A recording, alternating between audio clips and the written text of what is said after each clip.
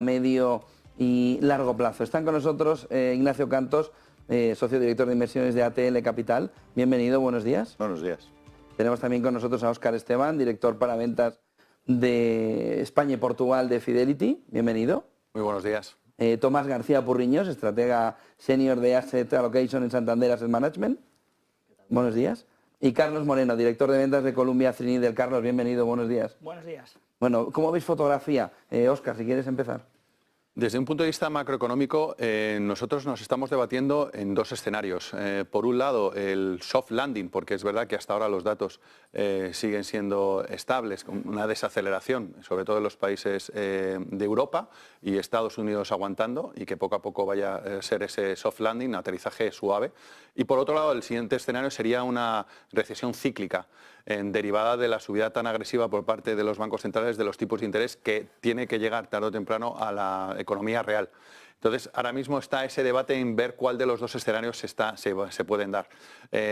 Por un lado, los macroeconomistas de Fidelity creen que los soft landing es la probabilidad más alta, pero por otro lado, si vamos a la micro, hay datos importantes que tenemos que ver de cierta ralentización, y eso haría que en un momento determinado estuviésemos en esa recesión cíclica. Con lo cual, en ninguno de los escenarios, obviamente, estamos augurando una estabilidad de crecimiento positivo, como en un momento determinado podía ser otra opción.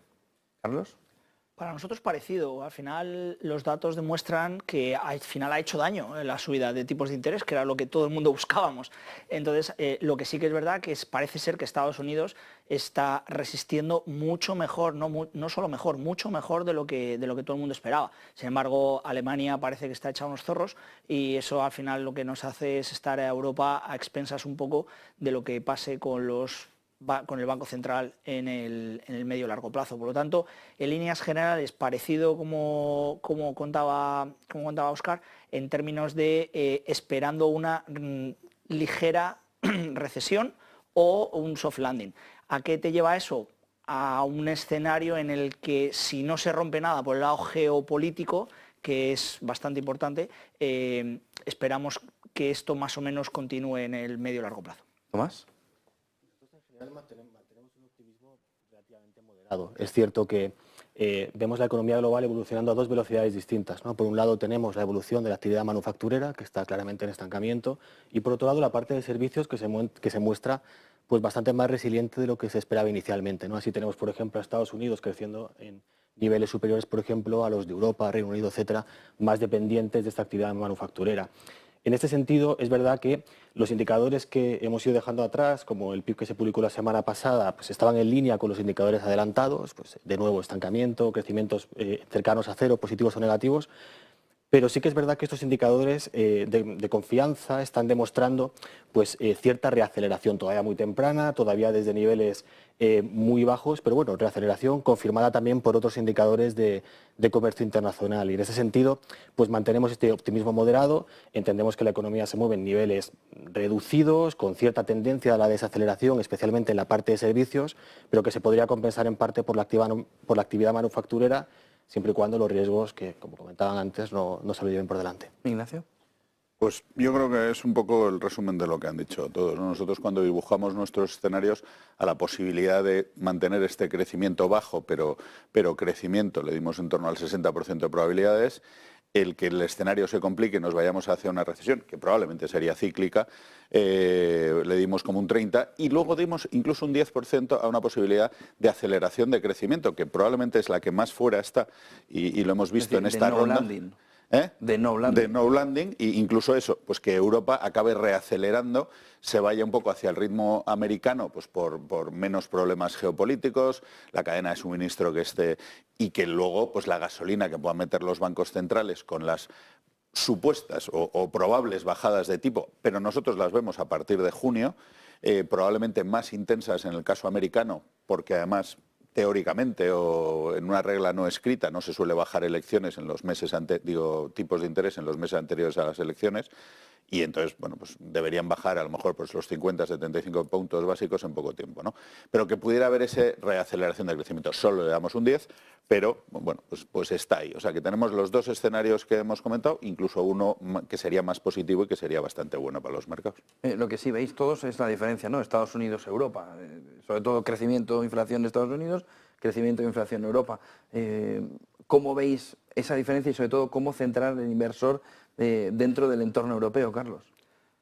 Bueno, es muy importante tener en cuenta también las diferencias sectoriales que hay entre uno y otro, o sea, no solo a nivel ya de bolsa, o sea, no solo con la resiliencia, claro, no solo la resiliencia que está mostrando el consumo y el empleo americano, que es lo que a todo el mundo le tiene un poco más despistado, sino de qué están compuestos estos índices. Entonces, al final Estados Unidos, con toda esta tecnología, que ya no solo es el sector tecnológico, sino que es que Amazon es consumo discrecional, entonces todo esto lleva a que los índices, lo normal es que lo vayan a hacer algo mejor, creemos, que en Europa, simplemente por el mero hecho de que la tecnología, en este escenario de que en algún momento van a bajar tipos, nosotros también somos partidarios de que bajen más pasado el verano que antes del verano, aunque el mercado de momento no está ahí. Entonces, con todo esto sí que pensamos que posiblemente por temas sectoriales Estados Unidos pueda hacerlo algo mejor que Europa. ¿Más? En este caso coincidimos con ellos en general.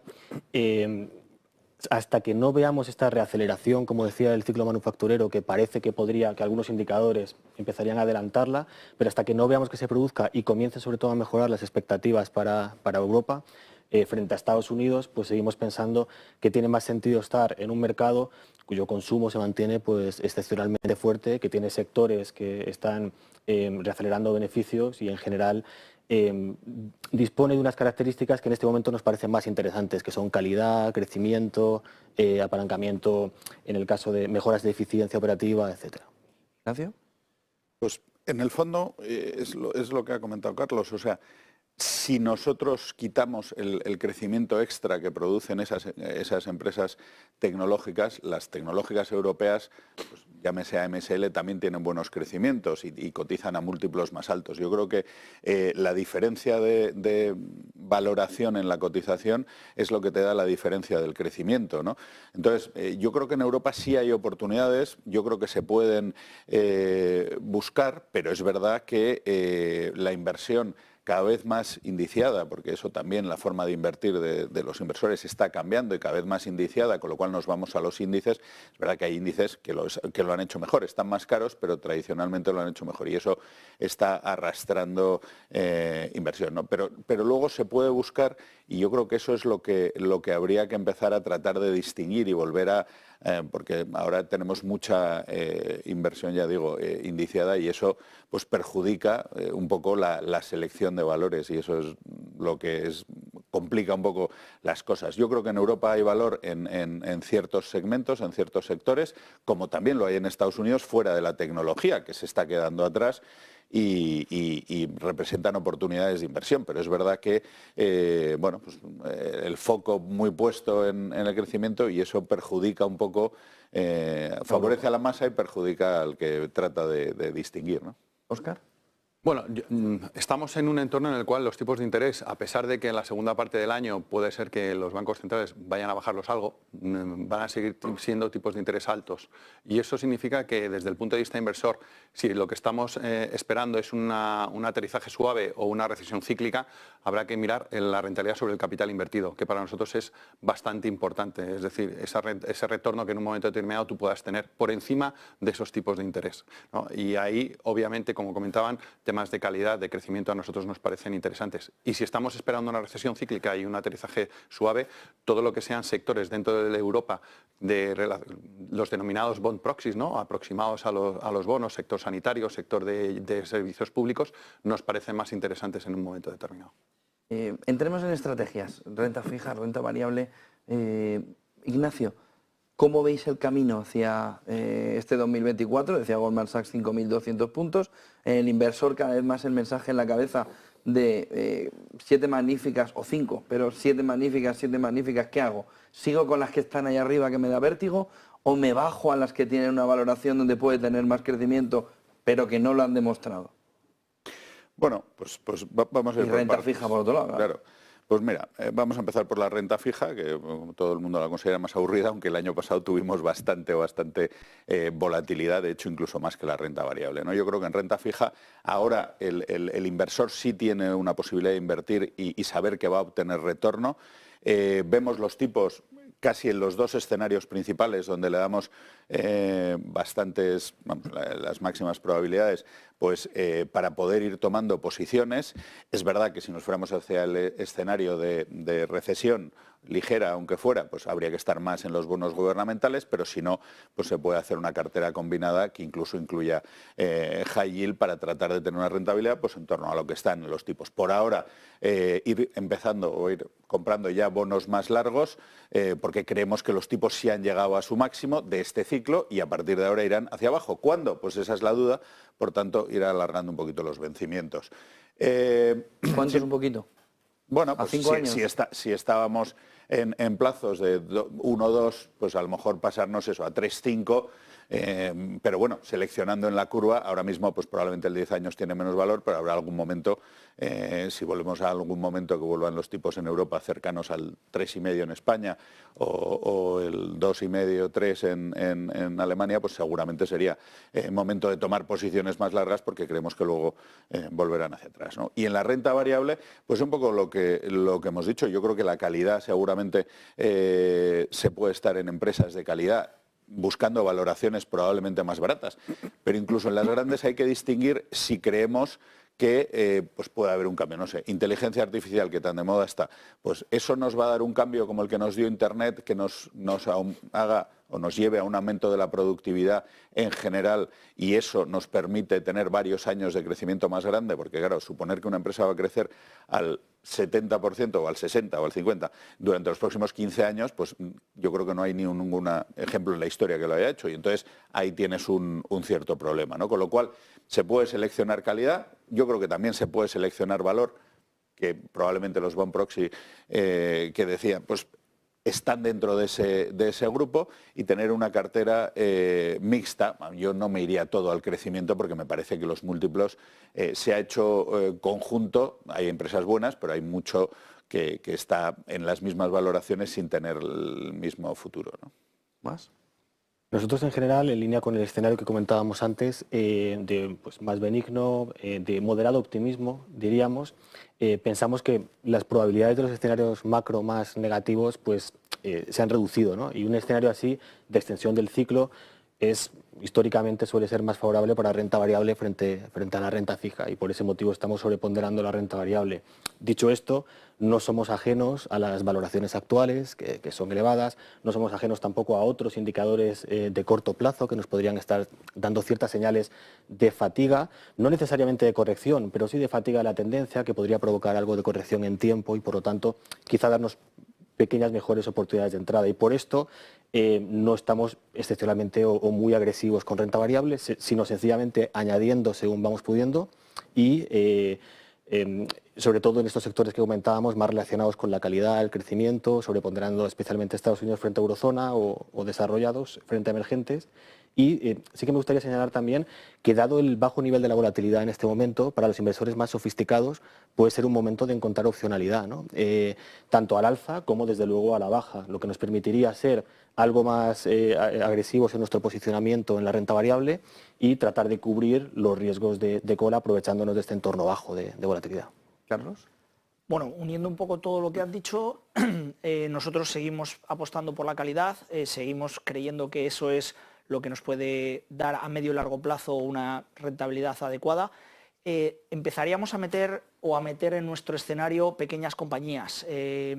Las pequeñas compañías lo bueno que tienen es que puedes encontrar cierta calidad y sobre todo esa valoración no está en los múltiples en los que están las grandes compañías. Por lo tanto, a pesar de que sí que somos optimistas con las grandes capitalizaciones de calidad, empezaríamos a mirar para aquellos inversores en el que su asesor, etcétera, lo pueda recomendar, las pequeñas compañías, porque creemos que en el escenario en el que vamos están a unos niveles muy buenos y este pequeño momento en el que estamos nos permite coger cierta beta con estas compañías. Óscar.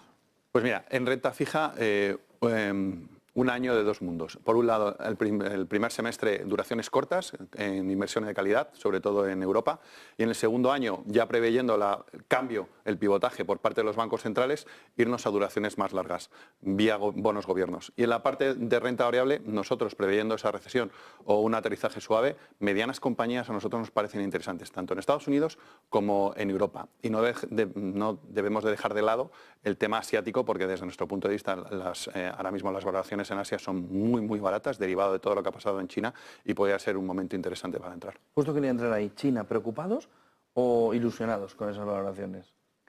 ¿Dónde está el vaso? ¿Medio lleno o medio vacío? Se puede ver de las dos formas, ¿no? Pero desde nuestro punto de vista creemos que nosotros prevemos una estabilización de ese crecimiento, que el gobierno, que hasta ahora no ha dado todas las medidas que podría haber dado porque creía que el consumo de los consumidores chinos iba a reactivar la economía, y así no ha sido, tiene que actuar. Y nosotros estamos viendo en las últimas semanas que así lo está haciendo el gobierno chino, y eso lo que va a hacer es dejar un buen caldo de cultivo para que el consumidor chino vuelva a reactivarse y pueda hacer que el crecimiento de China se estabilice entre ese 4,5-5%. Con lo cual, para nosotros, ahora mismo, desde un punto de vista macroeconómico, es verdad que todavía vamos a ver cómo responde el gobierno chino, pero desde un punto de vista de valoraciones, lo que es la renta variable china está muy barata. ¿Cómo ves, Carlos? Bueno, cabe recordar que no hace falta irse hasta China para tener exposición a China. Entonces, al final, el comportamiento de la renta variable europea el año pasado, al principio de año, cuando todo el mundo pensaba que la economía de China se iba a reactivar y iba a empezar a volar, el primer trimestre del año europeo fue muy bueno, sobre todo por este tipo de compañías que están expuestas al consumo chino, o el lujo, por ejemplo, lo podría hacer muy bien. Por lo tanto, no hace falta irse hasta China para poder tener exposición a China. En un fondo global, seguro que va a tener las típicas acciones de consumo y de exposición a China que nos puedan hacer bien en nuestra cartera. ¿Tomás? A nosotros el mercado chino nos parece que cumple las características de un mercado que podría considerarse una trampa de valoración. Entonces, no hay que estar tan atento a las valoraciones y tácticamente es verdad que cuando llega a valoraciones muy bajas podría tener algunos rebotes hacia un lado y hacia otro, pero lo cierto es que la economía china tiene que afrontar un problema que es bastante relevante, que ya lo han tenido que afrontar otros países occidentales en su momento y también, por ejemplo, Japón en su momento. Y es un problema que no se soluciona ni introduciendo más crédito, puesto que es un exceso de oferta, no se soluciona bajando tipos de interés. Tampoco se soluciona con más crédito, puesto que la economía china es una economía que está bastante endeudada cuando se tiene en cuenta sector público, privado y familias. Y por lo tanto, insisto, requiere de otro tipo de medidas que a día de hoy nos parece que todavía se están retrasando, y por lo tanto será complicado que ganemos confianza de nuevo en el mercado chino hasta que estos problemas se afronten. Ignacio, ¿medio lleno o medio vacío? Pues más bien medio vacío, pero con oportunidades. Es decir, es verdad el problema inmobiliario que acaban de comentar, que yo creo que todavía se tiene que solventar, y vamos a ver cómo, con una demografía como la que tienen. Yo creo que la demografía en China es clave y se va a acelerar hacia... Entonces, siendo una economía... ¿Te refieres a la caída? Sí, la demografía que va a ir a menos, sí. Y las previsiones es que pues pierda casi 100 millones de personas pues en los próximos 20 años, ¿no? De lo que había, pero que es que esto, y además envejecimiento de la población, etcétera, o sea, con el fenómeno, con el proyecto, no sé cómo llamarlo, que tuvieron de un solo hijo durante muchos años y favoreciendo los varones, pues claro, llegamos a una economía que ya no solo tiene menos o creció menos durante un tiempo, sino que encima pues tiene muchos más hombres que mujeres, ¿no? Entonces, bueno, pues eso es un problema ahora tienen el verdadero problema. Entonces, pero bueno, la demografía que va a jugar en contra también. Entonces, es verdad que todavía no han metido las medidas que podrían meter, es una economía dirigida, lo sabemos, y si quieren que la bolsa suba, la bolsa acabará subiendo, seguro. Pero es verdad que será de manera artificial y que montaremos otro problema sobre el problema inmobiliario que ya montamos, ¿no?